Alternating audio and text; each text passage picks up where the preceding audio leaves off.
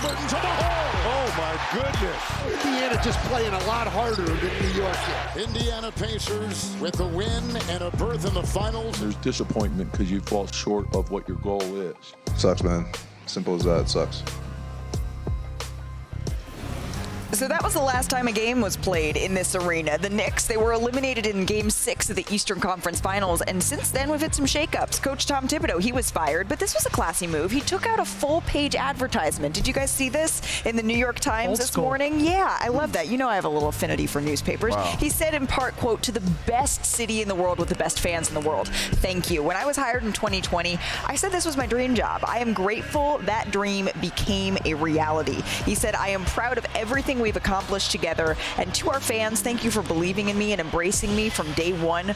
Watching you support our team, seeing the Garden ignite with that incomparable Knicks energy is something that I will never forget." So Tibbs is out, but his search to be replaced by the New York Knicks remains ongoing as we say hello here to our Shams Charania. Shams, what is the latest with the Knicks search here?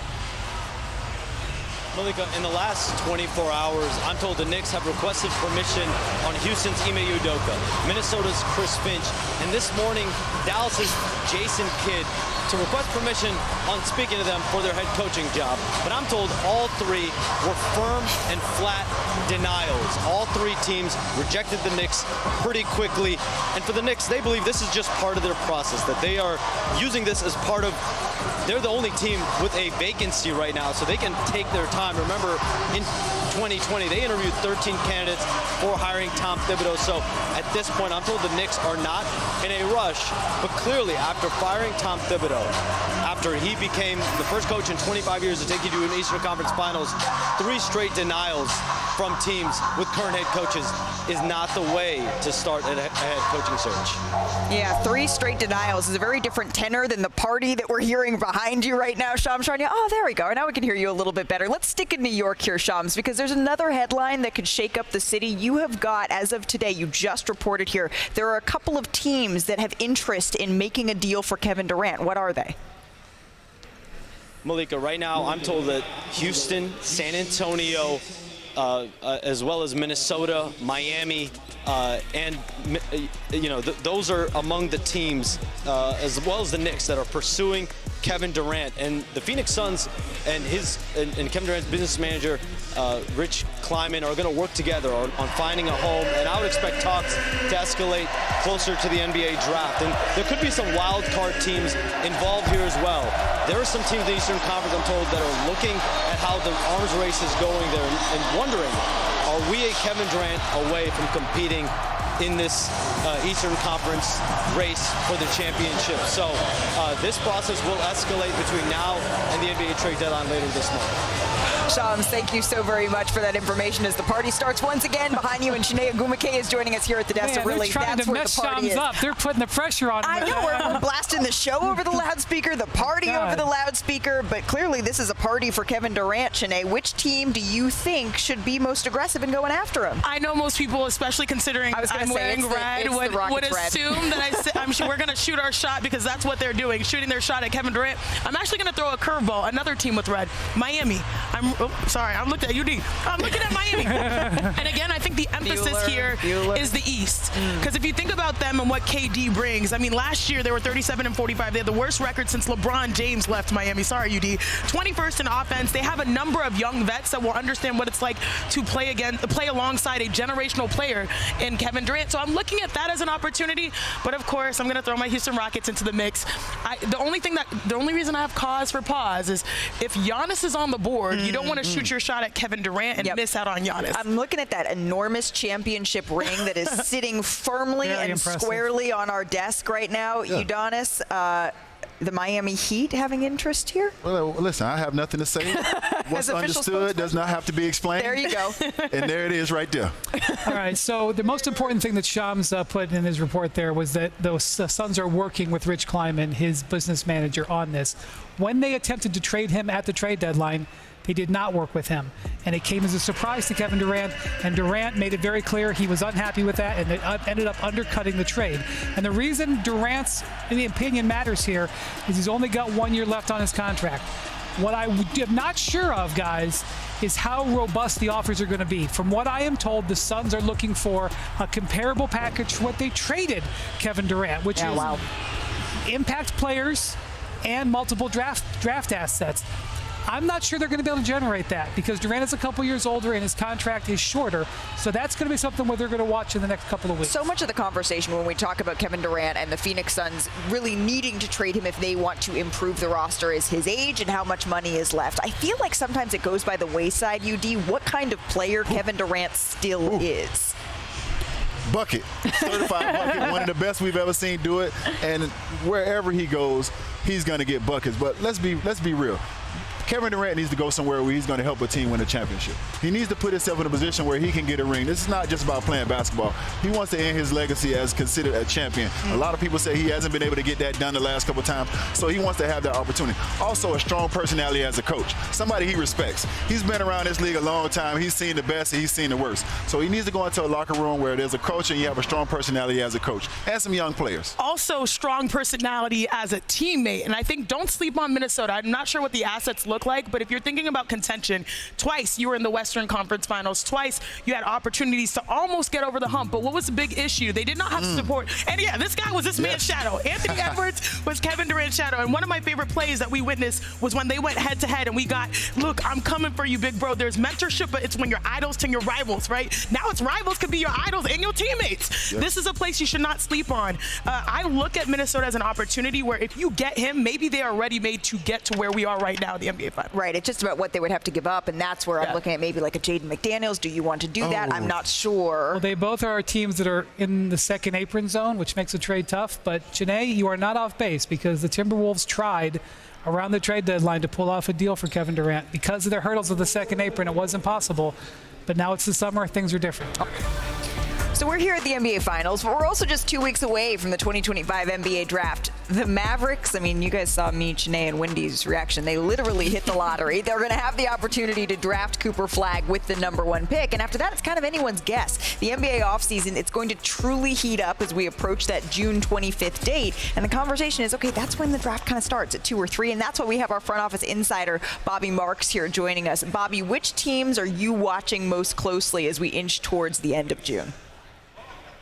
Malika, there's 4 teams for me, and I think it certainly starts with San Antonio, who has the 2nd and 14th pick in the draft. Certainly, the likelihood, of course, is Cooper Flagg going #1, but this draft is wide open. Certainly, the Spurs have options to add with Victor Wembanyama or certainly move back in the draft. The next team is Philadelphia at #3, a rarity where a team with Joel Embiid, Tyrese Maxey, and Paul George can add a top 3 pick to that roster in Philadelphia.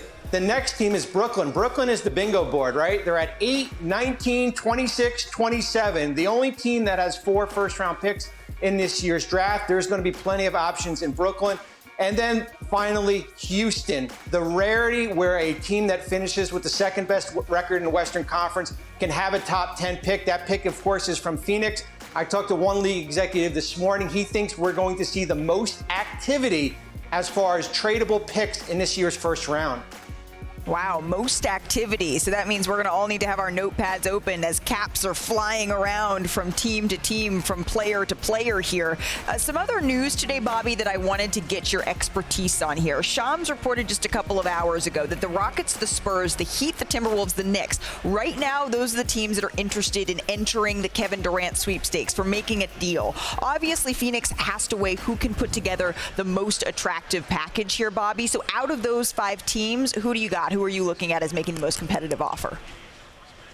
I think, Malika, if we're ranking them, it's certainly going to be San Antonio and Houston. Those 2 teams are on the top because they have the 4 things. They check the boxes in a Kevin Durant trade. When you look at controllable contracts, when you look at financial flexibility, when you look at sizable contracts, of course, we've got to make the money to work. And then when you look at draft equity, we just talked about San Antonio at 14.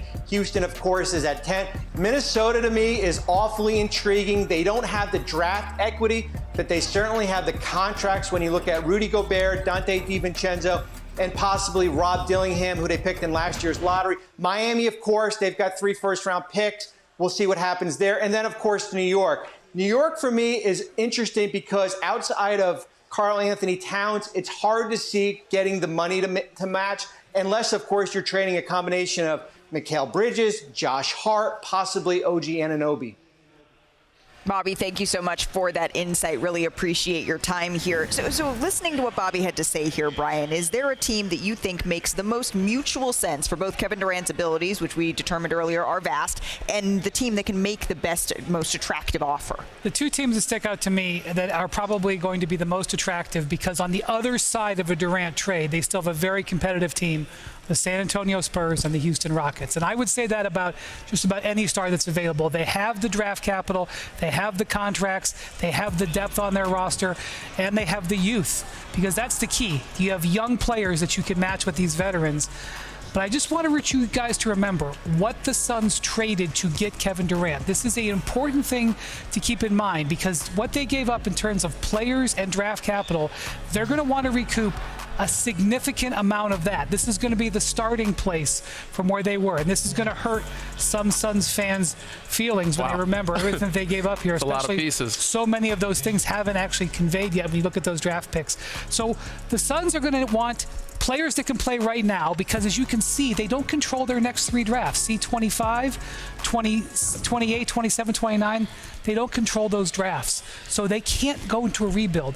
They're going to reinvest, I believe, in Devin Booker, try to extend him. They don't have the ability to trade Bradley Beal without his permission. On the other side of a trade, they need to be able to still be competitive in a very tough Western Conference. So if you're in the trade machine and you're delivering stuff that's going to lead to a rebuild in Phoenix, you need to restart. Oftentimes when I think about trades of this magnitude, I always think about which team has the fewest players that are untouchable, right? Because if you think about the San Antonio Spurs, you've got Victor, you've got Stephon, you've got the number 2 pick, you've got De'Aaron Fox, you've got a really excellent young core that maybe you don't want to touch. Not to mention Wemby. Thank you. Yeah, Victor Wembanyama. And now for the Rockets, and you guys know I'm the biggest fan of my city, right? But I do believe that there are some holes that we've seen beyond the offense, right? They were 12th offensively, 21st in three-point percentage. But now, like, okay, Jalen Green, how do you feel about him? You know, Jabari Smith Jr., how do you feel about him? You don't even have to give up Jalen Green, right? Like, you would have to. I don't think so. I don't think so. That's most likely? I don't want to get in trouble here. If the Rockets were to get involved in this, I think Jalen Green's name would be involved. But I think the key when it comes to Houston is that Houston's players are all in their 20s. Yes. They've got a runway. Kevin Durant is 37. So unless you think you're ready to win immediately, I'm not sure that actually fits with. But the same is kind of for San Antonio. A lot of their young players, Very young. The players that are listed are all under 27, most of them under 23. But like the reason I like Houston is just because maybe Şengün and Amen Thompson, and outside of that, they have a lot of pieces that they can give up without having to give away their full core. So does San Antonio. So the Houston teams do make a lot of sense. But the team that I would like to look at outside of the Houston teams is Minnesota. I feel like they got to the Western Conference Finals in one piece away. They needed a closer. Obviously, Houston needs a closer as well. They're looking at Jalen Green. He's a young star. He hasn't proven that he's that guy yet. KD has, but they can keep the core. They have Cam Whitmore. They have Reed Shepherd. They have a lot of guys and pieces and picks that they can use to keep their core together without having to get rid of so much. That's the toughest thing about trading for KD, is that you have to deplete your roster to get him. And the two Texas teams are the teams that can do that without having to get rid of so much. This is something that's going to be playing out in the next couple of days, the next couple of weeks, if not the next couple of months. But again, we expect, as Bobby Marks said, around the NBA draft, this could be a wild, wild ride, and we'll be with you for it every step of the way.